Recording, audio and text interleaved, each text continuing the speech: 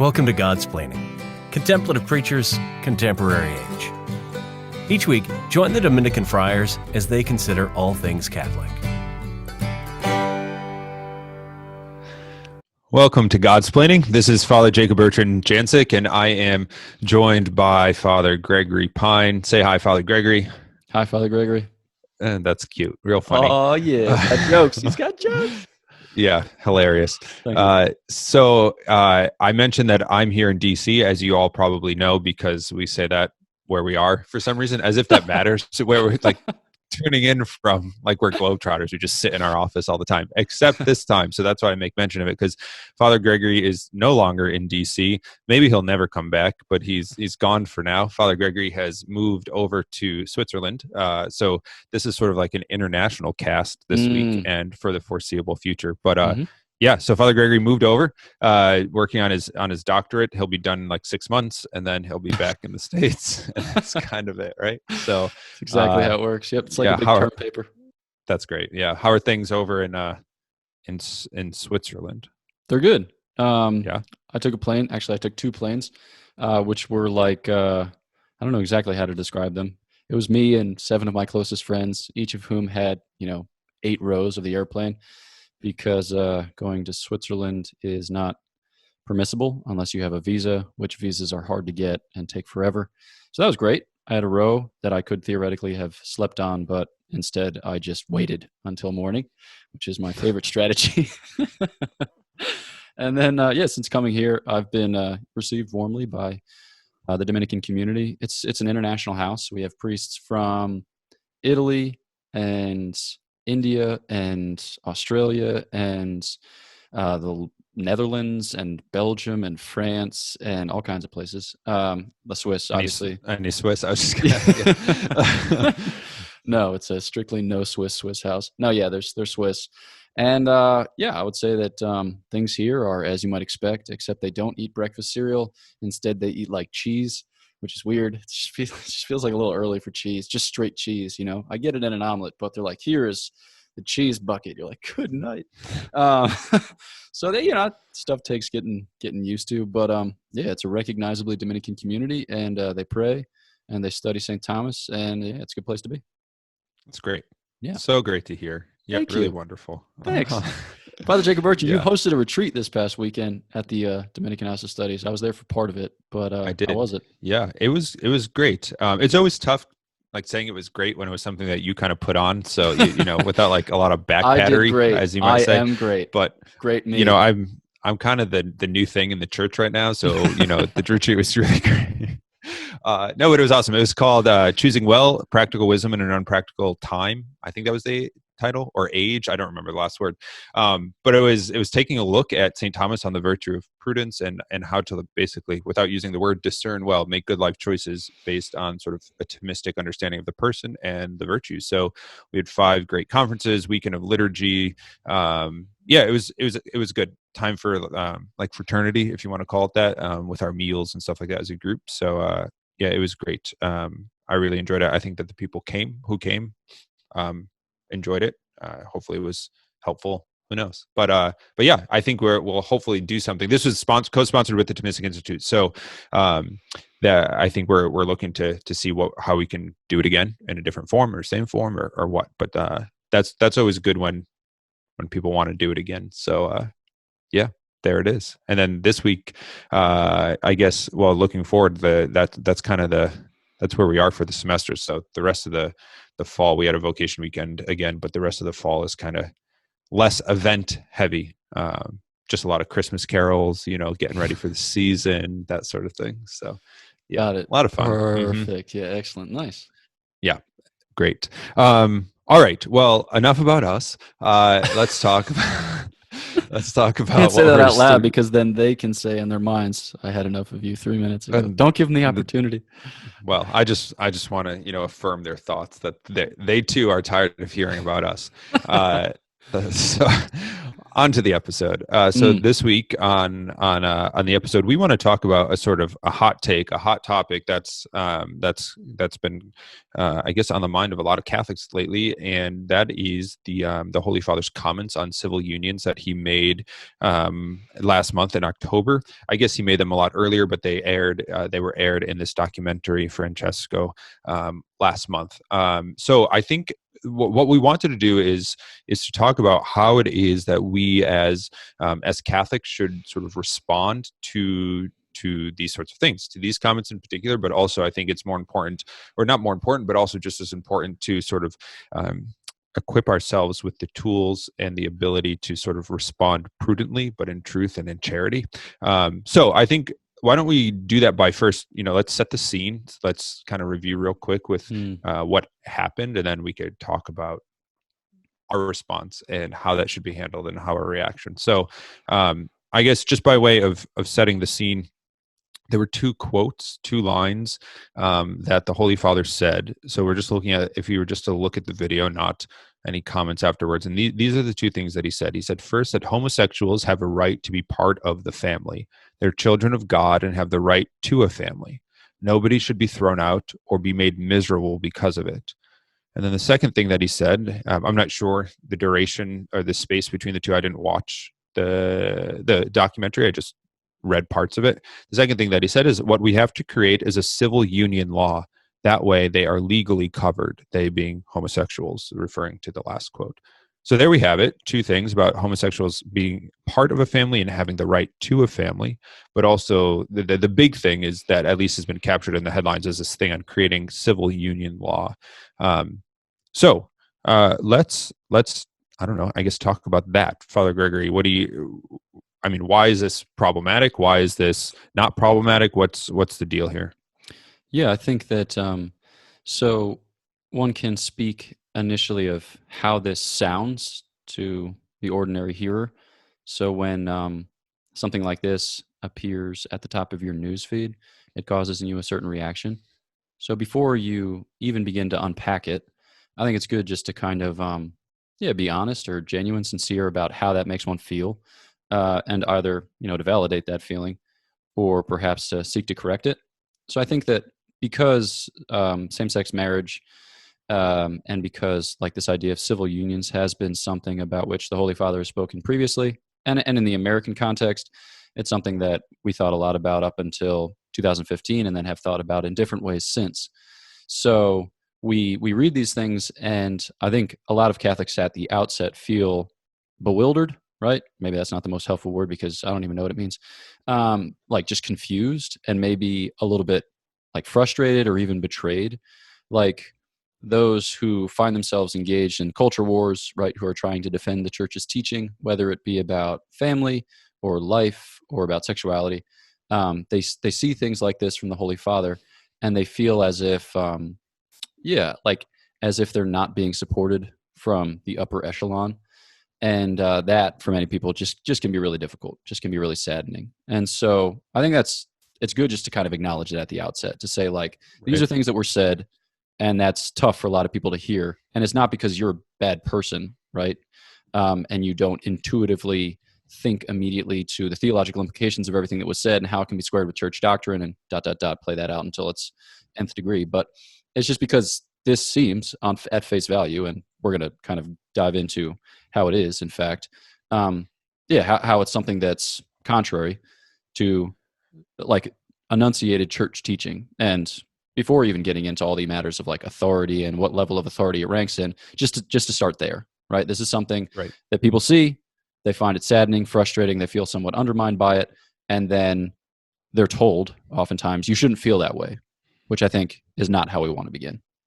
Right. So that, I think, to sort of finish setting the scene, then it's let's look at that enunciated church teaching and what the church says, at least in brief. So there can be you can look to a lot of places to see what the church has to say on homosexuality, though perhaps it's not the greatest kind of corpus there of things, but homosexuality, civil unions, the good of the family, all of these, there are plenty of Vatican documents, magisterial documents, the catechism, these sorts of things. But just to hone in on one, in 2000 2003, the Congregation for the Doctrine of the Faith, the CDF, issued a document they called that's titled "Considerations Regarding Proposals to Give Legal Recognition to Unions Between Homosexual Persons." It's the longest title. Most of the CDF documents are like super long, but there are two paragraphs in there that are important, and I think I'll just read them quickly, and then we could talk about them, because I think having them in your mind is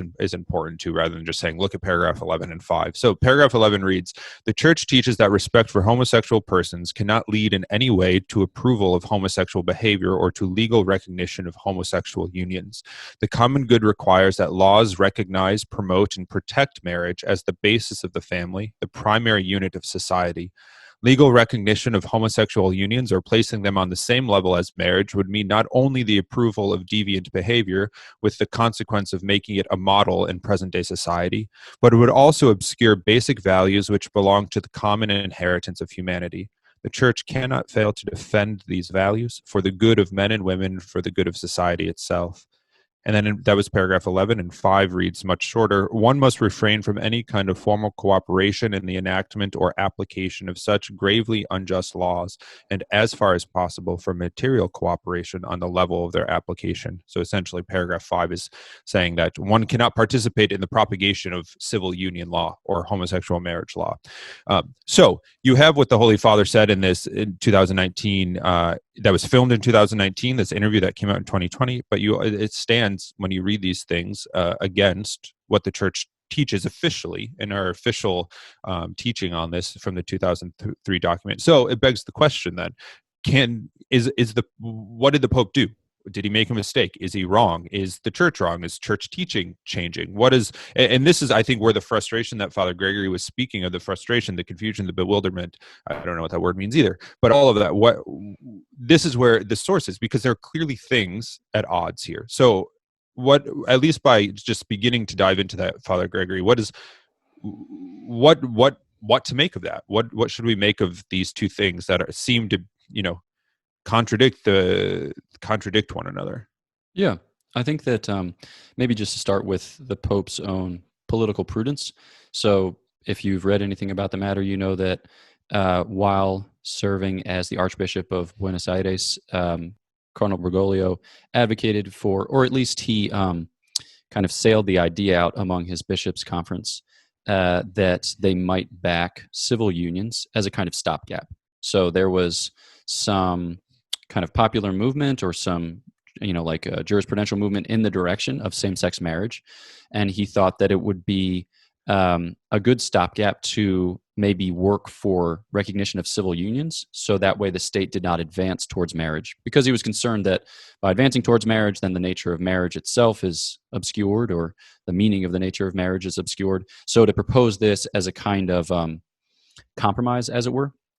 So in his mind, he was proposing as something, one, that affirms the dignity of homosexual persons, but on the other hand, works against a wholesale embrace of same-sex marriage at the at the level of judicial recognition. So he has it in his mind that this is a way by which to kind of stop or stem the tide. Now, what's kind of enunciated in 2003 with the document that you just described deploys another logic. It says basically that the Church may sometimes be overwhelmed by the tendency of the state, but that doesn't give us reason to make these types of compromises, right? Because in so doing, you kind of give a tacit approbation or approval to homosexual acts, right? And to the types of things which would advance that. So right here, what you see, like the Pope is making a private, political, prudential judgment, right? And then we have to distinguish that from the types of teaching which the Pope gives or renders, which pertain to the kind of like magisterial authority of the Church. So, I mean, at this point, well, I've talked for like 2.5 minutes, but when we like distinguish among the papal magisterium, there's the ordinary papal magisterium, which is just the kind of ordinary teaching office of the Holy Father, which is just, like encyclical letters and his Wednesday audiences and homilies. But it's just the kind of ordinary enunciation of the Church's faith. He's not necessarily adding to it or even developing it. He's just proclaiming it, right? So it just issues from his preaching of the mysteries of the faith. And then when people ordinarily think about papal magisterial authority, they think about the extraordinary magisterium.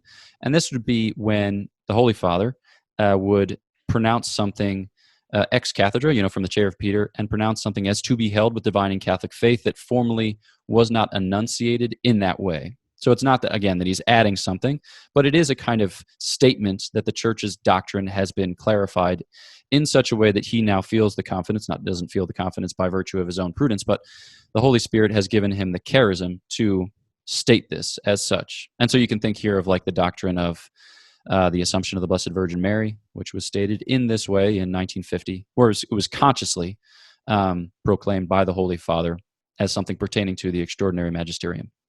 So when we think about papal teaching, we ordinarily think in these modes, right? And if it is something that pertains to the Church's magisterium, if it's something that's revealed or that issues from revelation, it's to be held with divine and Catholic faith. Or if it's something, a kind of lower order teaching, right? It's something to which we owe religious submission of intellect and will. So there are grades among things. There are things which pertain immediately to divine revelation, where the things which issue from that. And then there are the kind of ongoing judgments of the Church as she clarifies her doctrine, as she seeks to be of service in its development. So like when we talk about these things, we're talking about things which are, authoritative teaching. When we talk about the Pope's private prudential or political prudential judgment, we're not talking about something that pertains to teaching in just that way. So we want to make that distinction at the outset. Right. That's great. So with that distinction, let's take a second to take a break, kind of process that, think about that, or replay it to just process it, because there are a lot of distinctions to be made, and they have to be made because they help us understand different levels of teaching. And we'll dive into that right when we get back after our break. So hang tight, and we'll be back in just a minute.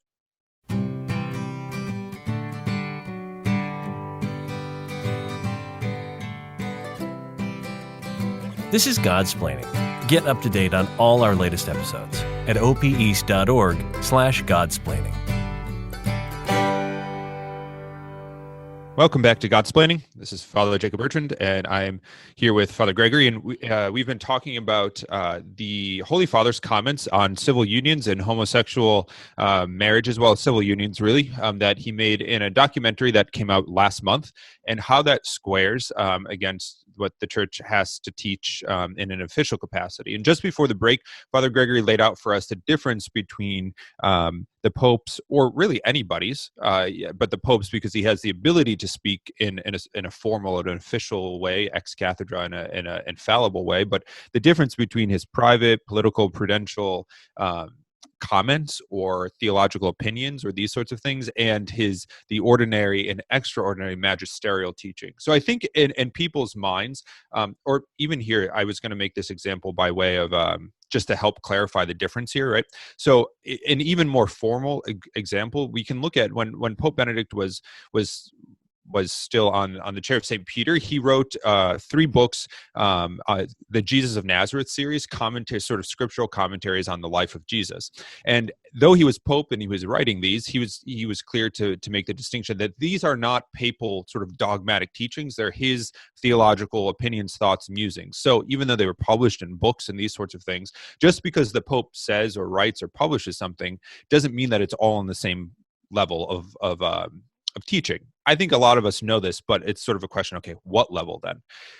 So with the question of what level, the question or the word that often comes up is dogma. Is it dogmatic? Do I have to believe this? Is the Pope changing dogma? And I think we can say with the resounding no, he is not changing dogma. His comments in a documentary are private, prudential opinions of a man who is Pope, of course, and he's a priest and he's the vicar of Christ, but they're not just because the Holy Father speaks does not mean he speaks infallibly or that he speaks in such a way that changes dogma. What we have to pay attention to, be careful to hear and sort of cling to, is what the Church has and does teach. So that's why it's important to look at, well, what does the Church teach, and what is the Holy Father saying? So it kind of begs the question then, and again, this is where the confusion and frustration, like, who is right?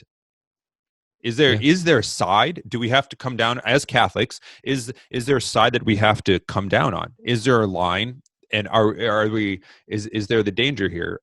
Who is right? And how do we approach that well? What do you think?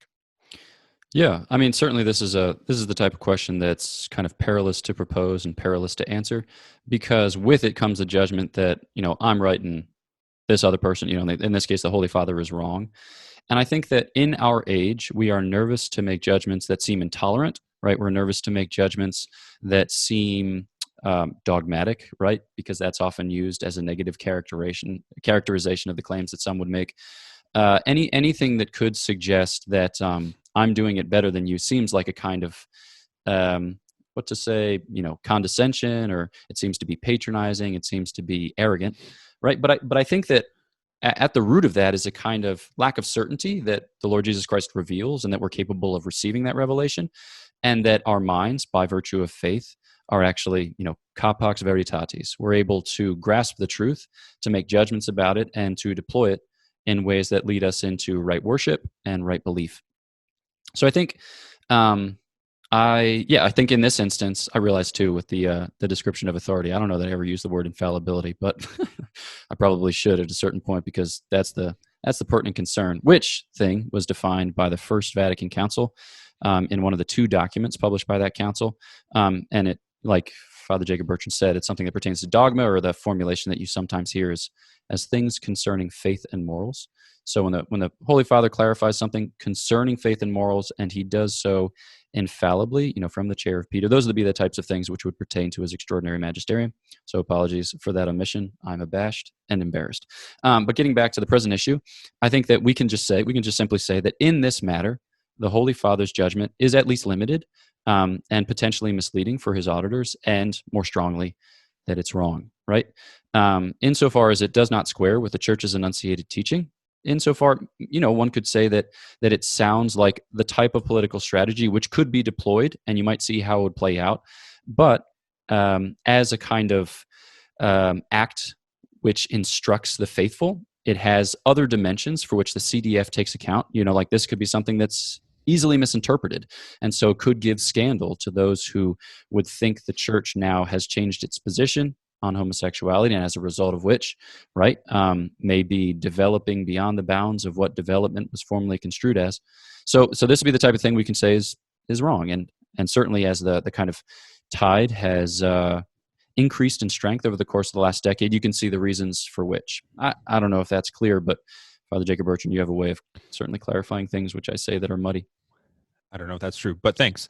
I think on the one, again, to affirm this sort of frustration and confusion, we can just look at the secular media, even the church's media, but the headlines of media. You have these articles that are citing bishops. I'm trying to remember from the news source that it was, but I mean there have been many.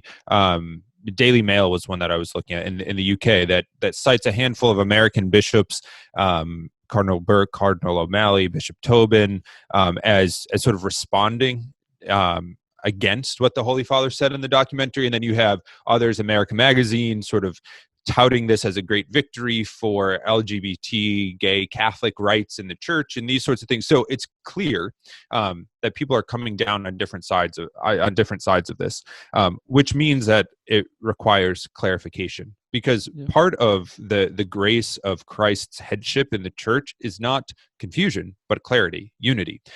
So to affirm the confusion, but also to affirm that the Holy See has responded. So the Vatican issued a statement that the Holy Father's comments were in this documentary were taken out of context, that they weren't propagated in a way that would clearly reflect the Holy Father's thoughts and opinions on these things. So I do think that we have to affirm that. I do think that that's that there is this reality that the church has seen the sort of confusion that it's caused and has responded. Now, I think a lot, if you read these articles or you're on social media, there's a call for the Holy Father himself to respond and these sorts of things. Perhaps that would be great, but I also, I can't dive into his mind and sort of read his mind or make him do these sorts of things. But as Father Gregory said, when these things are, when comments, whether they be from the Holy Father or anybody, are compared to church teaching, it's the church's teaching, not private opinion, that wins the day.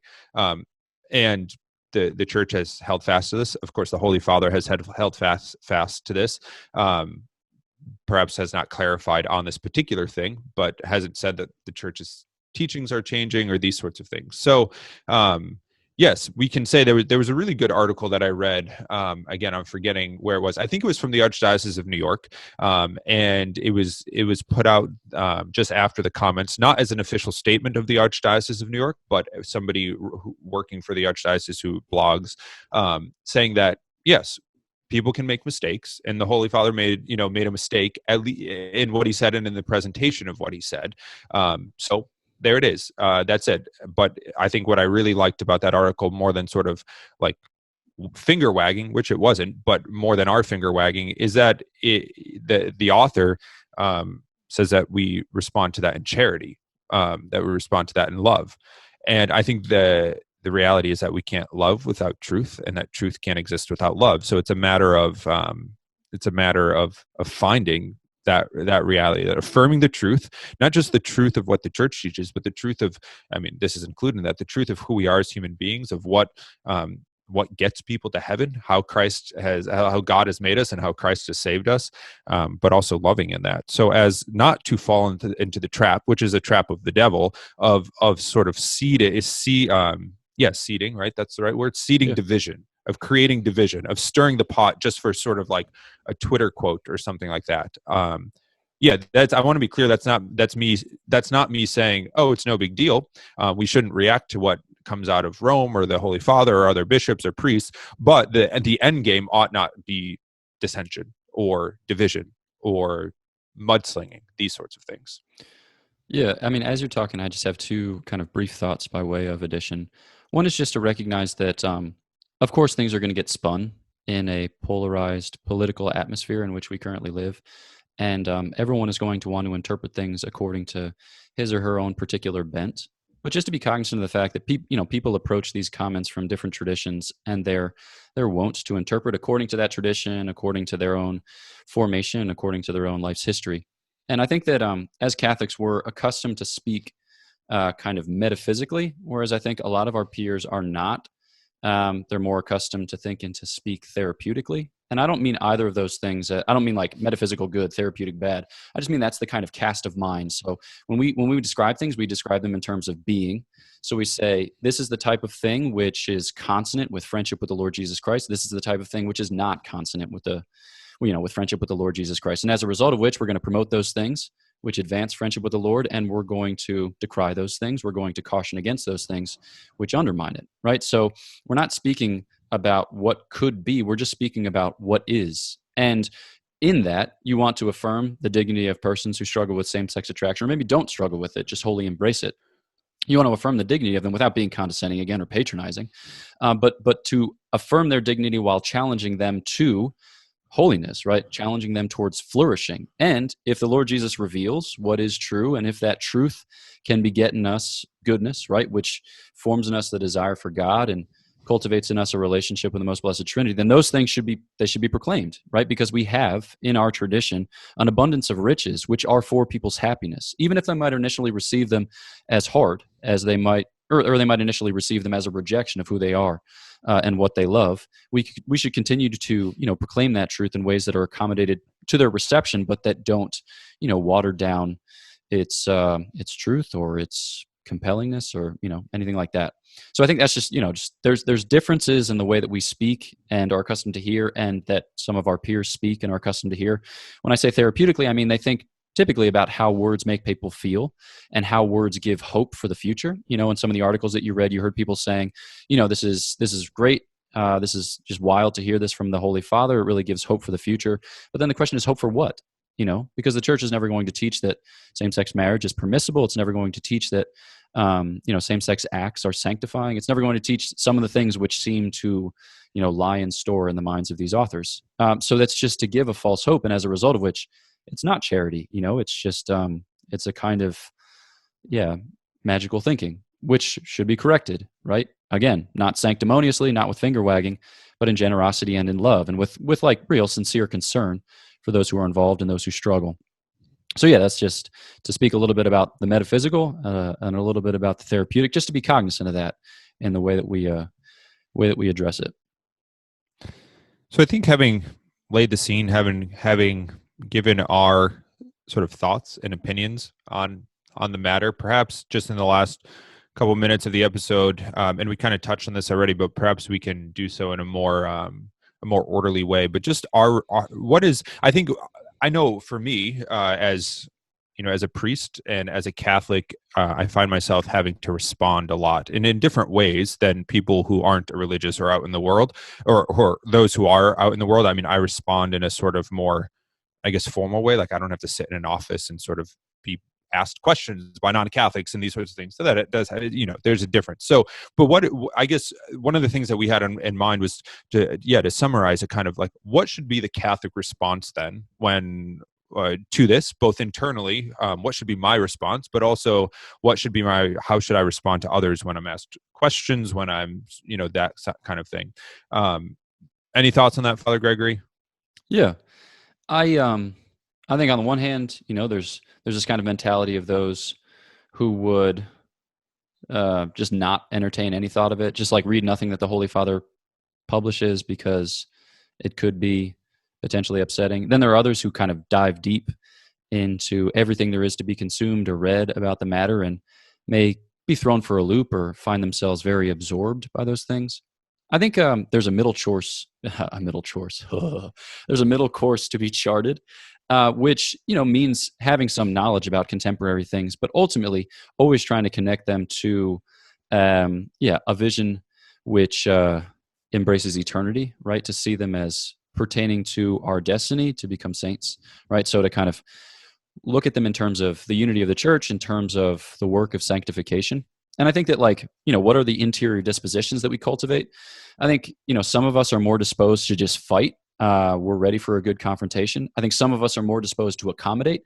We find confrontation difficult. And so as a result of which, we're just going to be real soft in our rhetoric. We're going to kind of say things which open the door for misinterpretation from those who might kind of dissent from what we might say, because we just don't want to rock the boat. So I'd say the former we can call combating the culture, the latter we can call, you know, accommodating the culture. And I think that what we're supposed to do is somewhere in the middle, which is converting the culture. When you tell somebody that what I think is different, that's a provocation, because if it's different, they may think themselves wrong. And if they may think themselves wrong, it could be occasion for conversion. So if we're not willing to say that what we think is different, and it's hard, but it's worthwhile, then we're going to find ourselves less effective evangelically, right? So yes, it's uncomfortable. And no, we shouldn't take unnecessary relish in just fighting people for fighting's sake. But we should propose boldly, confidently, with, you know, those backed by the revelation of the Lord Jesus Christ, but ultimately humbled by the fact of our own limitation, that this is something that can save, right? This is part of what it means to be made a saint according to the Lord's designs. So those are just some thoughts. Yeah.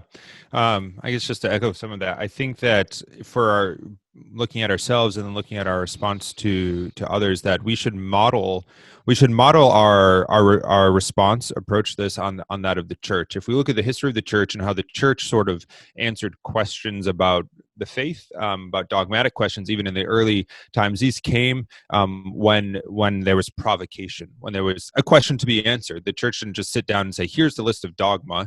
No, rather the church was challenged on a teaching, had questions about a teaching, met together and pronounced and clarified the contents of revelation. And I think we can do that too when we're faced with questions about our faith and questions about the teachings of our faith. It can be frustrating, but should not present simply a moment of frustration, but an opportunity to learn about our faith and about Jesus Christ more deeply, to learn what does the church teach and how am I to conform my life to this? And I think that we can rely in response to other people on the graces of our confirmation to boldly proclaim the truth, but to proclaim that truth in love, not just the words that we use, but the way in which we live, to live in accord with the truth, to live in conformity to Jesus Christ, to live live, as Father Gregory said, so as to convert the world, and that we should rely on the saints here. There are great saints of the history of the church who were great evangelizers and great teachers who understood the truth, but also taught well. So, of course, our own St. Dominic, John Paul II, St. Paul, St. Francis Xavier, like the list is endless, St. Therese of Lisieux, all of these great saints, the doctors of the church who taught because they first came to know, but also were sanctified by that and had a real hand in converting the world in which we live. So that's what I think. I think holiness is the thing that's going to change the world, not tweets. So if we pursue holiness and tweet less often, then, or I think we're all the better for it. Yeah. So I think that's what we have for you. That's what we have for you on this. I think a call to sort of stand firm in the faith, but also to learn more, to be good evangelizers, to become holy, to be saints in that. So I think that's where we will leave you, so as not to continue to sort of bombard you. But if this episode has been helpful, give it a like, give it a review, give it a share. Share it with somebody who you think might be in need of listening to us. That might be a weird thing to say, but go ahead and share it. In the meantime, we will certainly be praying for you and ask you to pray for us too. So until the next time, take care and God bless.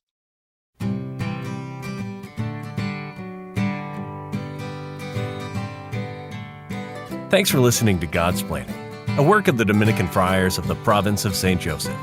Visit us at opeast.org.